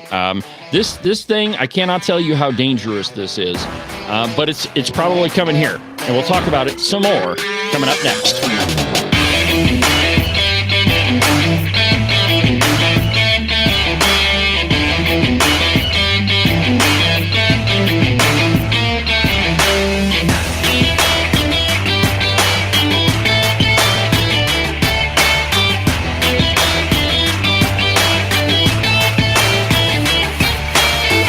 Are you tired of all the meaningless political drivel floating around right now? Endless commentary that really doesn't have anything backing it up? Do you long for the days of true investigative journalism, coming from an authoritative source who really doesn't care how popular and apparently good-looking a politician is? Fortunately for you, that's what I do on Cowboy State Politics. New episodes are published every Monday, Wednesday, and Saturday, and you can get them anywhere that you get your podcasts. iHeartRadio, iTunes, TuneIn, really any of them will work. But the easiest way is just to go to the website, cowboystatepolitics.com. There, you can find all of the shows, as well as any of the articles I might bring up during the course of the program. Cowboy State Politics Live, the program you're listening to right now, is broadcast every Tuesday through Friday, beginning at 8 a.m. Pay attention to all of that other block-headed nonsense if you want. Just make sure that you don't miss an episode of Cowboy State Politics. And now, back to our program.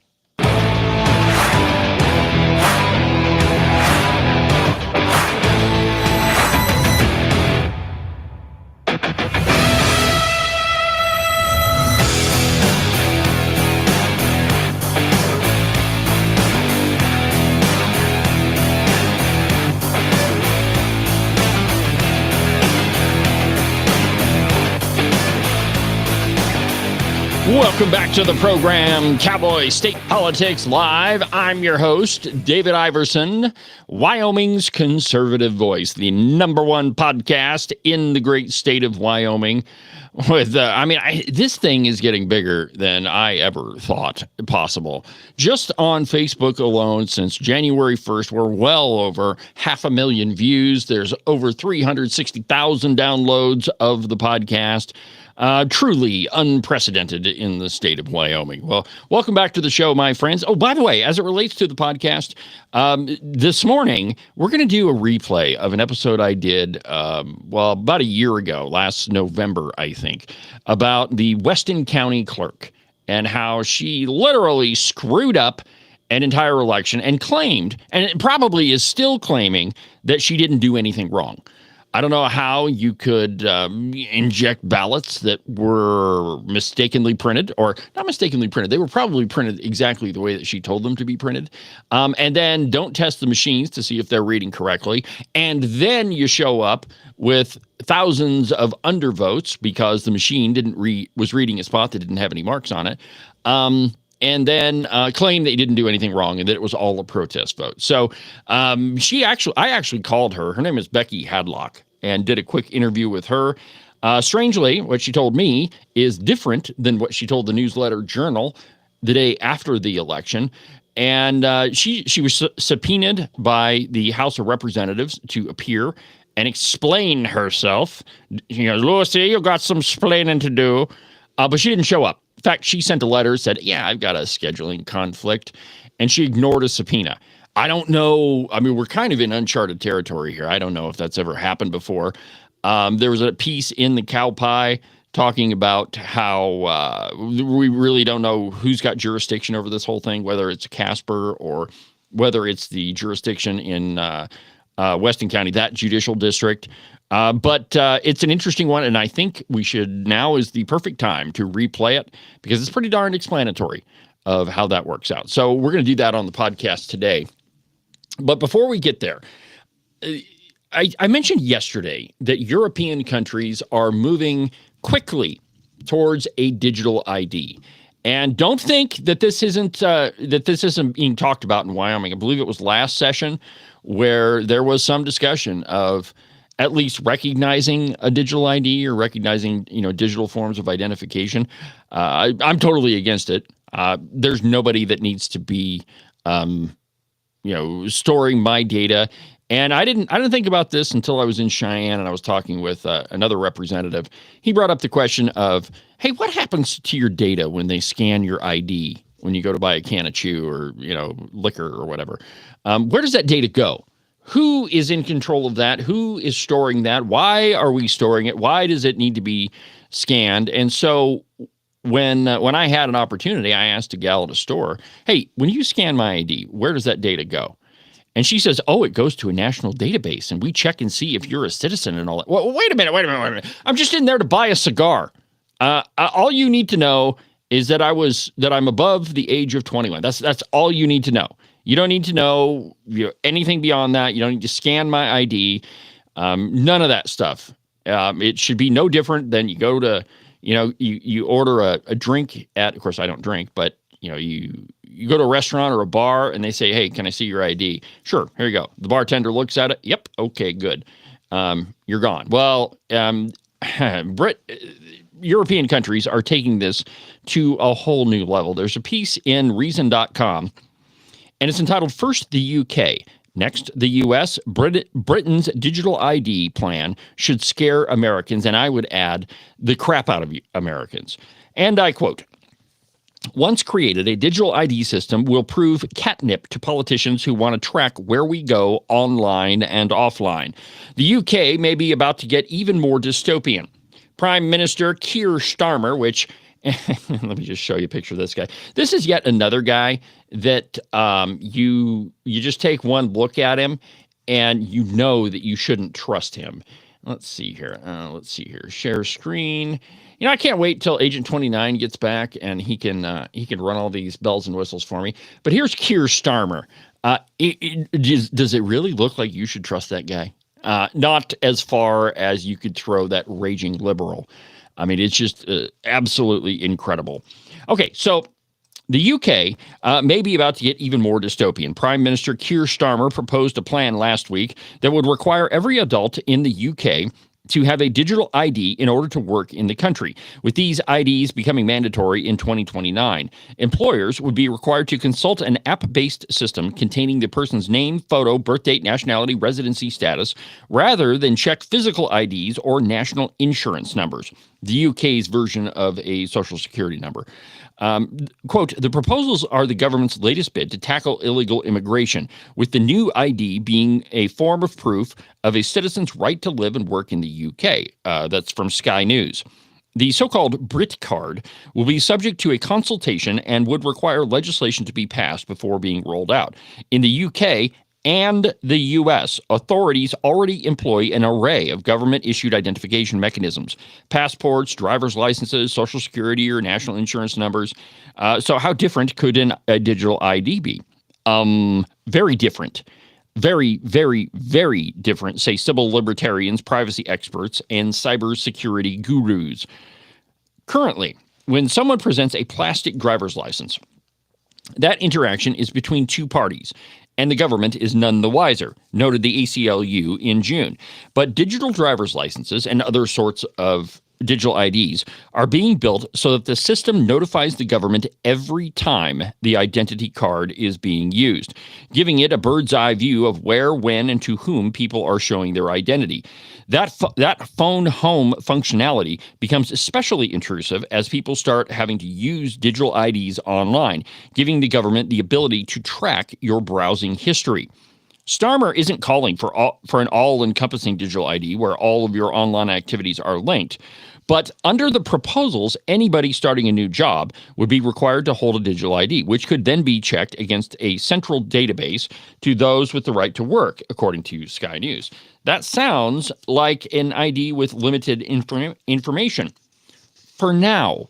But earlier this year, quote, Downing Street was exploring proposals for a digital ID card to crack down on illegal immigration, rogue landlords, and exploitative. All right, so this is the guys they're using to push this digital ID. That is, in order to work legally, you have to be able to show that you've got this thing. Well, what about the guy who was the superintendent of public schools? he was able to provide all sorts of fraudulent IDs. And all of those measures are in place to prevent, people who, are not legally allowed to work here from doing so. And yet, it still happened. And he was cracking down nearly $300,000 a year. He had a fake Social Security card. He had a driver's license. He was registered to vote. Now, if you have a digital ID, what is to prevent that same sort of thing from happening? I mean, you have to have the compliance of employers. And in America, supposedly we have this e-verify system where you check and see if this person is a citizen and if they're allowed to work. Well, if that's not working, I mean, that's essentially the same thing, right? You're checking a national database of people who can work. Why is this one so much different? Why is it going to prevent illegal immigration? The truth is, it's not. It's going to do something else entirely. It is going to allow the government to track, the UK government right now, to track where you go, what you buy, what you do, and every time that little gizmo is checked, it gets scanned when you're going to buy your can of chew, which I know from experience is really hard to buy in Europe. But anyway, it's scanned every time. And the government is able to track where you go. Think about the mountains of information that they could compile in a very short order. And so it was, and believe it or not, one of the big guys pushing this is the head guy at one of our biggest tech companies. I mean, of course they are. But just go ahead and listen to this. Let's see here. Where is it? Here we go. Larry Ellison. Check this out. Your body cams will be transmitting that. The police will be on their best behavior because we're constantly watching and recording everything that's going on. Citizens will be on their best behavior because we're constantly recording and reporting everything that's going on. When you come to government and what government's doing, there are artificial intelligence tools, and some of them I know that Oracle have developed around. It's Tony Blair, by the way. Financial management for government, but also tell us a bit about because you're right at the forefront of this revolution, what it means for what government should do in terms of its digital infrastructure, digital ID, data centers, and so on. How do you take advantage of these incredible AI models? And the first thing a country needs to do is to unify all of their data. Unify their data. Be consumed and used by the AI model.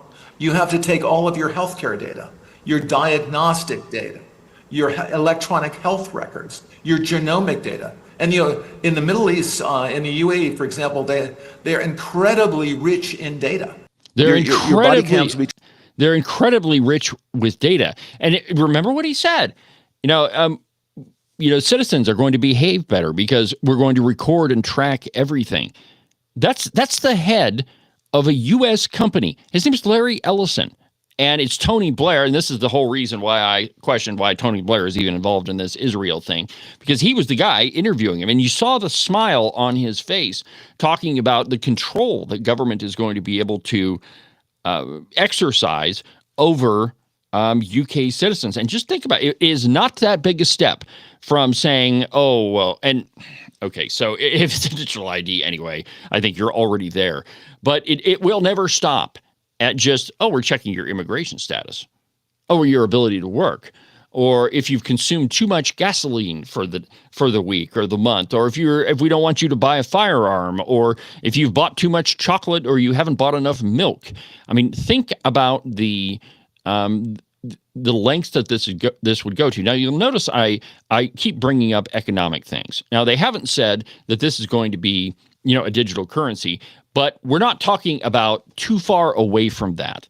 If it's a mandatory digital ID, it is not that big a step to a mandatory currency. And my friends, your economic liberty is inextricably tied to your personal liberty. If you don't have the ability to make and spend money any way that you want, you really don't have any liberty at all. I mean, in this scenario, you could potentially be told, no. You can't buy another gallon of gasoline, or you can't buy that firearm because you've already bought too many, or you're a danger. By the way, we've tracked everything that you're doing, and so we already know. And so, and you heard Larry Ellison say, well, citizens are going to behave much better because we're going to be able to track every move that they make. Though Britons have not wouldn't have to produce their IDs when stopped on the street under Starmer's plans, we're not far away from that. A future administration could easily change that. Just imagine how useful ID cards could be in rounding up people for Trump-style mass deportations, especially if that effort was linked to facial recognition technology already in use by the British police, creating a system capable of automatically scanning crowds anywhere from a rush hour tube station to a football match and matching faces against an immigration database. Such a move would compromise, and obviously the person who wrote this article is totally in favor of illegal immigration. But anyway, such a move would compromise not just freedom from government surveillance, but also people's cybersecurity. Quote, a centralized digital ID scheme would also be a honeypot for hackers and foreign adversaries, creating a huge digital security risks for our data, warns the civil liberties group Big Brother Watch. So, I mean, this is profoundly dangerous, my friends. And, you know, London and Europe more broadly is already the most surveilled country on the planet. There are cameras everywhere. You can't go anywhere in London, really, without being videoed, which, I mean, if you're going to take a trip there, just be aware of what's happening. But this is tremendously dangerous. And I would encourage every state, including our state legislators, to resist any push towards a digital ID.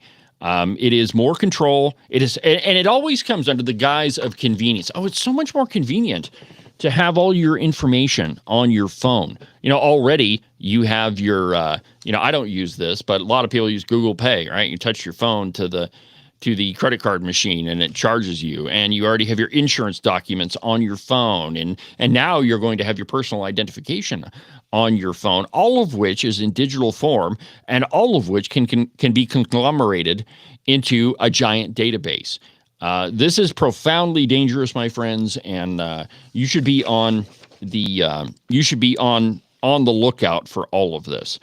But it is no less crazy than some of the things that have come out of the previous administration. Now there are still hearings going on trying to mop up everything that went on during the Biden administration, and one of them cropped up in a Senate hearing last week.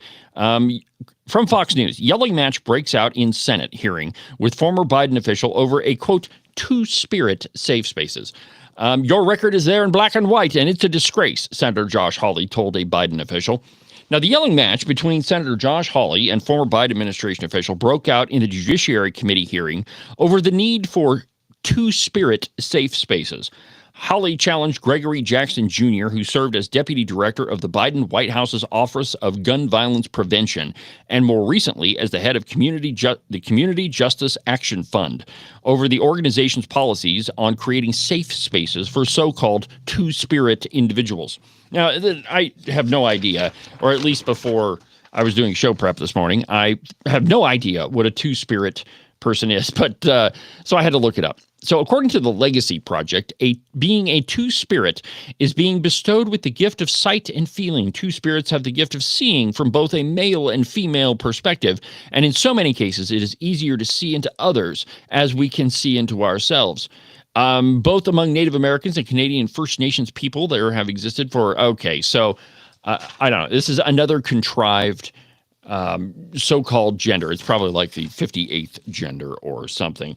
But anyway, so Hawley was grilling Jackson over the CJAF, or the Community Justice Action Fund, a report published while he led the group, titled, quote, A Policymaker's Playbook to Reduce Gun Violence Without Policing Communities, which he said advocated for defunding police and instead investing in, quote, programs that acknowledge the need for safe space initiatives led by gay, lesbian, bisexual, two-spirit, trans, and gender non-conforming people.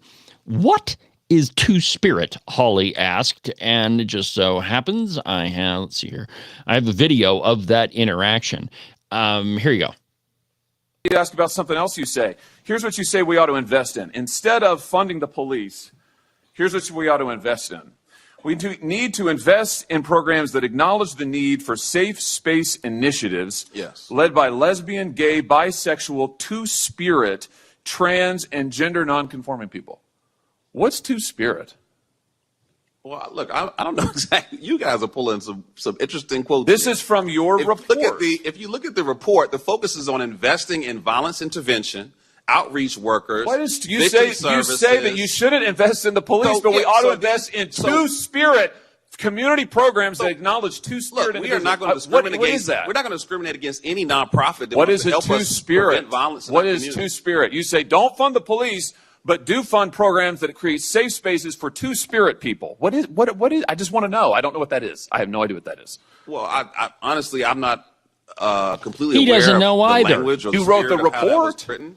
But what I'm telling you is that what is a two-spirit individual? I mean, really, this is your policymaker's playbook. You are the witness called by the Democrats on this committee, so I assume you reflect their views. Well, you don't want to fund the police. You want to fund safe spaces for two-spirit individuals.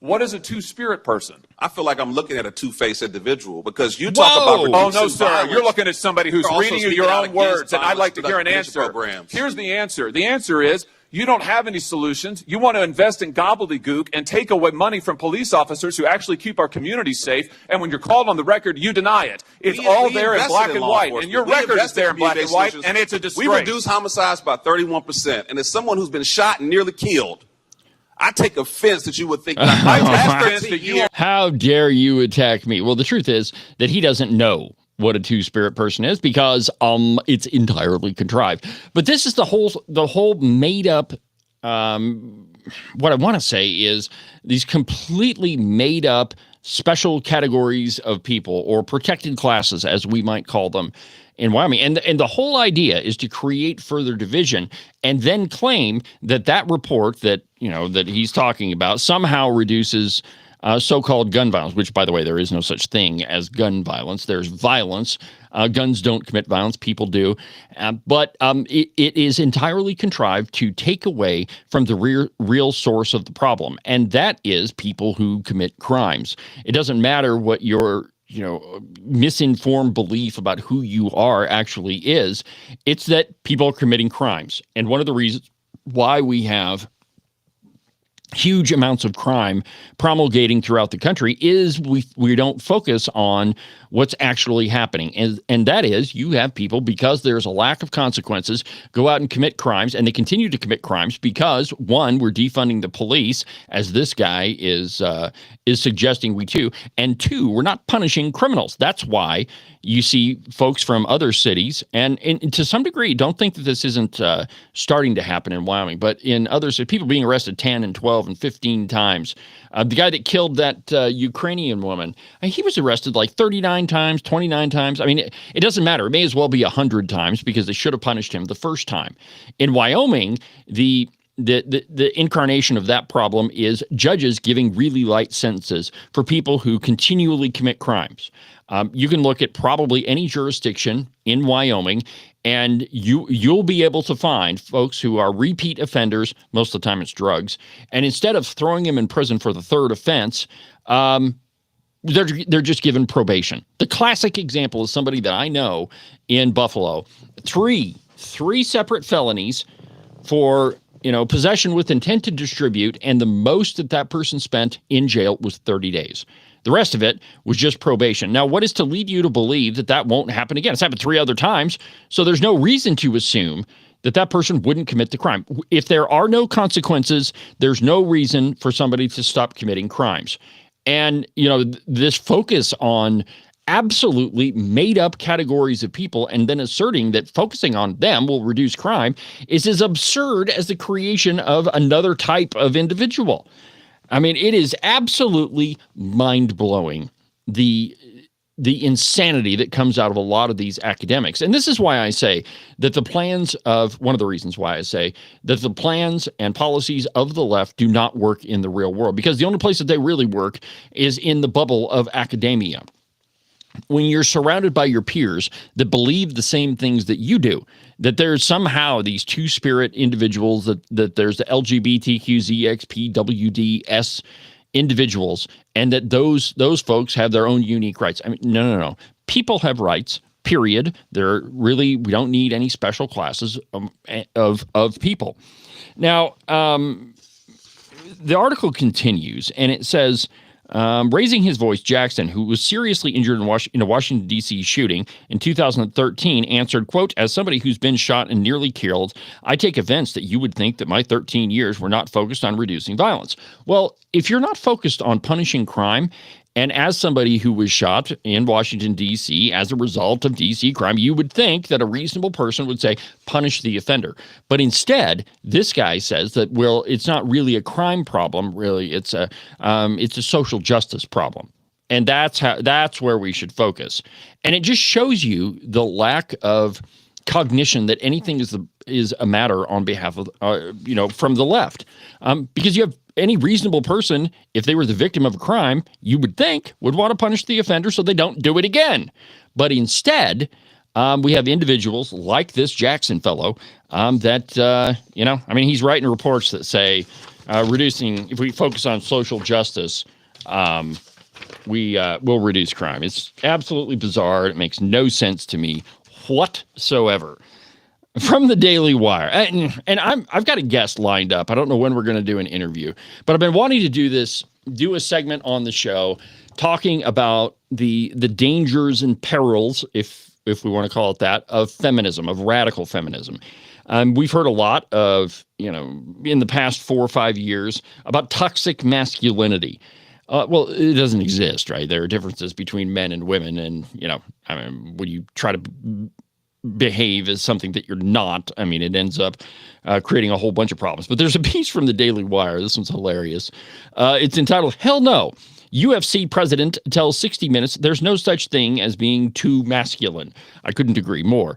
For an episode that aired on Sunday evening, UFC president Dana White told CBS Constantly Broadcasting Socialism's 60 Minutes that in his mind, there was no such thing as being too masculine.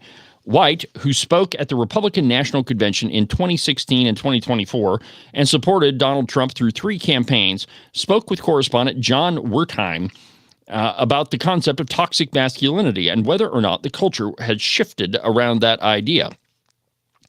Wertheim began by quoting a term he said White used in the past, saying that he decried the wussification of America. And White suggested that the word he had used has actually begun with a different letter, but that he understood why it might be censored for broadcast television. White went on to say that the reason the UFC was so successful and growing was that they knew their audience and were unapologetically masculine. Can this bubble over too much? Wertheim asked. When you hear toxic masculinity, what do you? And I'll just play for you the Dana White's response. It's pretty funny. Let's see here. Dana White. Here you go. You don't think there's this cultural movement? It's a lot of guys. They call it the manosphere. You're one of the leaders. You talk about knowing your fan base and knowing who they are. Who are they? 18 to 34-year-old males and growing. We're global. We are definitely unapologetically masculine. Can this bubble over to too much? When you hear toxic masculinity. What's that mean? You tell me. No, you just said it. What's the definition of toxic? How can somebody be too masculine? Is that a possibility? Can you be too masculine? You tell me. No. You think so? The answer is hell no.